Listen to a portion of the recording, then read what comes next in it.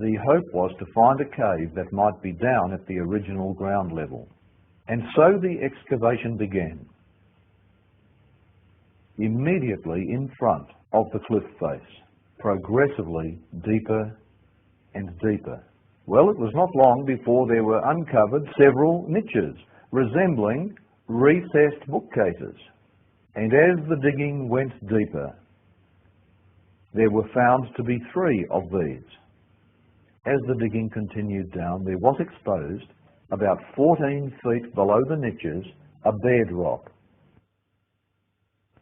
This was a ledge extended 8 feet, about 2.5 metres out from the cliff face. And as the overlay of earth was cleared away, there appeared set into the rock a square shape. It appeared to be a plug, a stone plug. On close examination, there were found to be 2 finger niches with which to pull it up. And under that plug was found to be a post hole going down over 0.5 metre, actually 23.5 inches deep into the rock. A square hole with a plug sealing it over. We have this plug in our possession. There were several objects in the chamber. These were covered over with black, dry rotted animal skins. Over these were dry rotted wooden timbers, and on top of the timbers were stones. And Ron came along over the stones between them and the ceiling. He glimpsed a black stone case. It had a flat stone top, which was cracked completely in 2. And there was found to be a crack in the ceiling. The crack was immediately above the crack in the lid of the stone case. The crack came down through the rock, leapt as it were through the air, then started again. Very, very odd. The crack extended through 20 feet, 6 metres of solid rock. The earth shook violently. At the moment of Jesus' death, the rock was torn open, and the blood came down out of his side, down past his legs, down over his feet. It poured into the cross hole and down through the crack in the rock that had been opened to receive it, then straight onto the lid of the stone case, and it sprinkled onto the mercy seat inside that stone case, the mercy seat of the actual Ark of the Covenant. And how do we know that? Because the crack has been closely examined, and it shows copious amounts of blood having flowed down into it. It's still there, and it's human blood.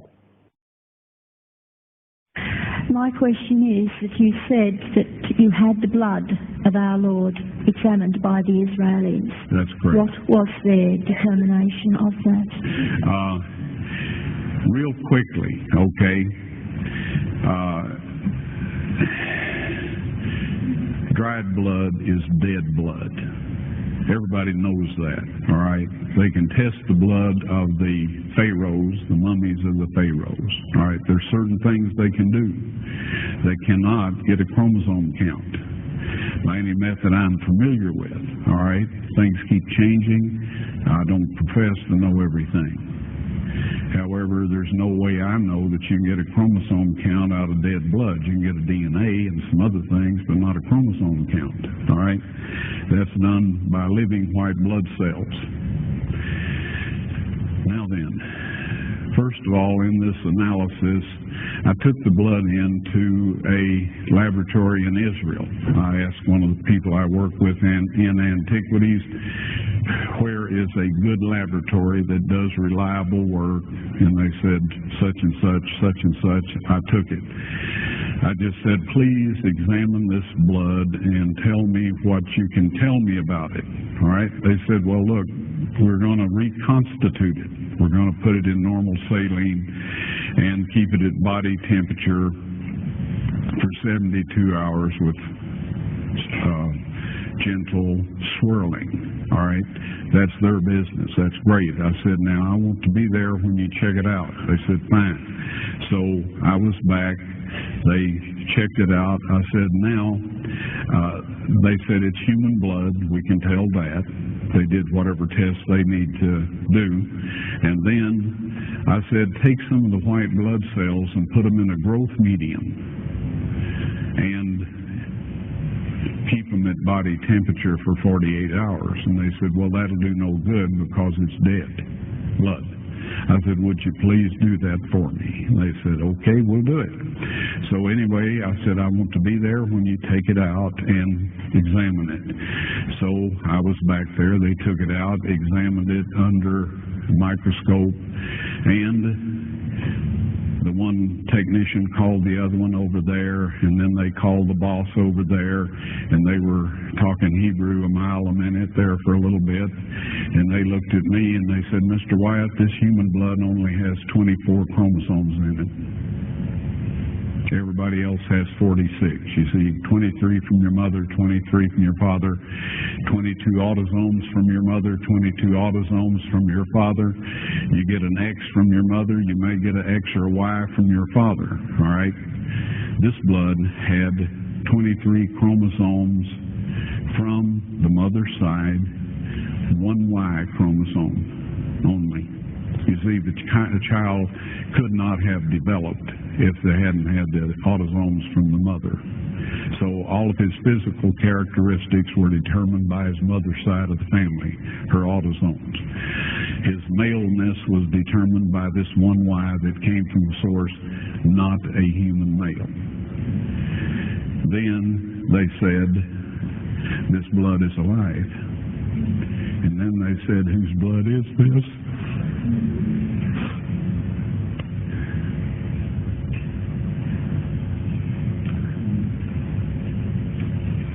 I said, it's the blood of your Messiah.